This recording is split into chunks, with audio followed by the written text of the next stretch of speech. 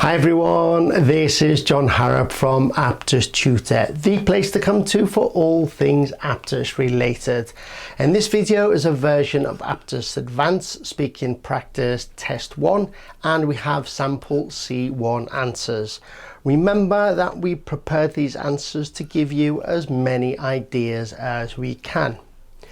Your responses in the test will nearly all be spontaneous, so you won't be expected to give such complete answers yourself, though you should always try to speak for the full time available. You'll find much more about that and other things on our website at www.aptistutor.com. We hope that you find this video useful. Okay, so let's jump straight on in there. In this part, I'm going to ask you to compare two pictures, and I will then ask you two questions about them.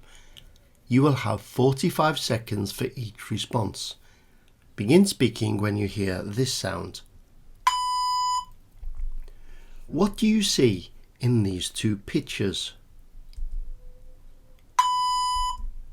Both photos show young women doing competitive activities, though the first is a team game, whereas the second is individual. In the football photo, one determined-looking footballer is tackling another. They could be professionals, as women's football's really been gaining in popularity. The other shows a chess player who looks as though she's in her late teens. She seems very concentrated on the game. She's staring at the board, working out her next move.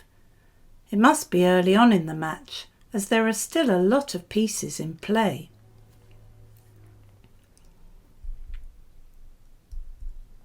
Which of these activities would you prefer to do? Why? If I had to choose one of the two, I'd say chess, although I've never played except as a child. Speaking personally, I'd much rather do mental activities such as crosswords and sudokus, as I'm really good at formulating plans, and that would be indispensable for any good chess player. I've never been into sport that much really, and anyway, recently I've been so busy studying that I wouldn't have had time to train for any physical sport. Plus, with the pandemic, team games have been a real no-no.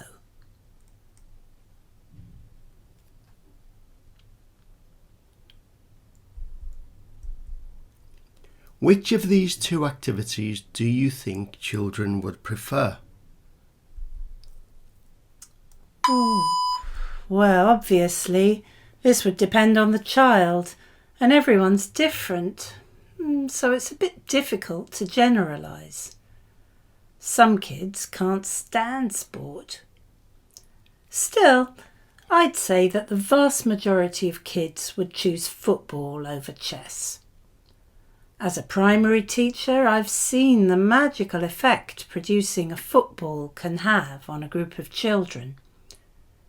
It gives them the chance to run around and let off steam, and the rules, unlike those of chess, are pretty easy to learn. Basically, you just have to get the ball into the net.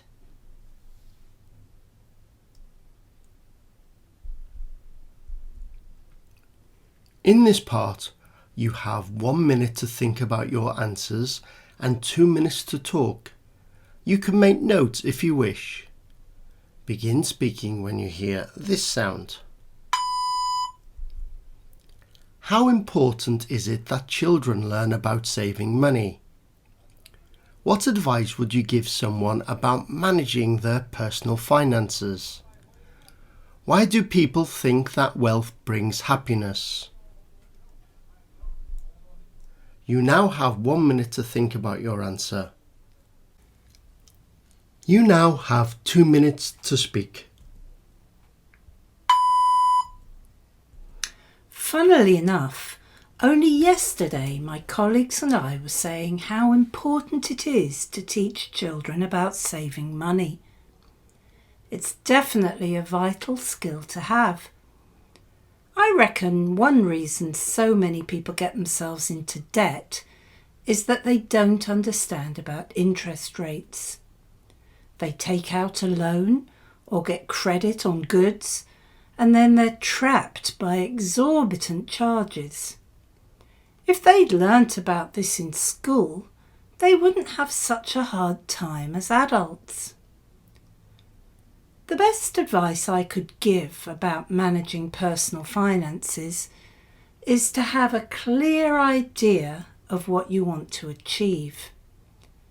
This might be short-term goals like saving for a holiday, or a long-term goal like planning for your retirement. I'd advise people to make a list of all their incomings and outgoings and work out where they could save money. Then start a savings account for their short-term goals and a high-interest account for the long-term ones. As I see it, people who think wealth automatically brings happiness are being fooled by media hype. They look at the glamorous lifestyle of the rich and famous and equate that with happiness. While of course it's true that money can help you solve many problems in life, it's not a magic wand.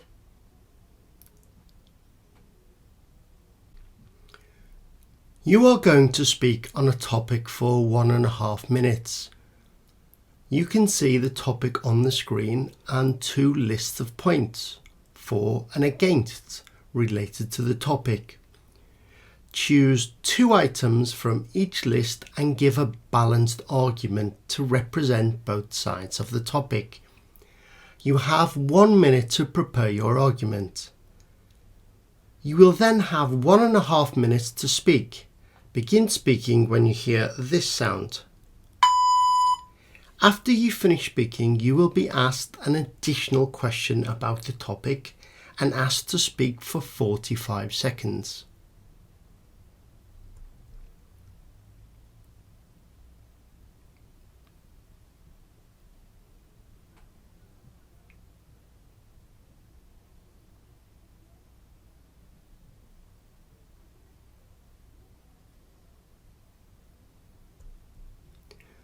You now have a minute to prepare your argument. You now have 1.5 minutes to speak. This is a really interesting topic, whether or not students should have to wear a school uniform. I feel it depends on a number of factors, so I'll briefly outline both sides of the argument. Firstly, wearing uniforms can make students feel as if they belong to the school and give them a collective sense of identity. This probably works well with younger children. However, with older age groups, it could be argued that having to wear a uniform stifles students' individuality. As I see it, teenagers in particular should be free to experiment with the look they want. Secondly, if everyone's dressed the same, their socio-economic background isn't so obvious. I know from experience that students are sometimes ridiculed because of their clothes or trainers, especially if others from more well-off families are wearing designer labels. Nevertheless, I've also seen a negative side of enforcing uniforms. Some schools really police what students wear and don't allow for any flexibility at all. I know of one school where the length of the girls' skirts were measured every day. Furthermore, they weren't allowed to wear trousers. To sum up, there are pros and cons on both sides.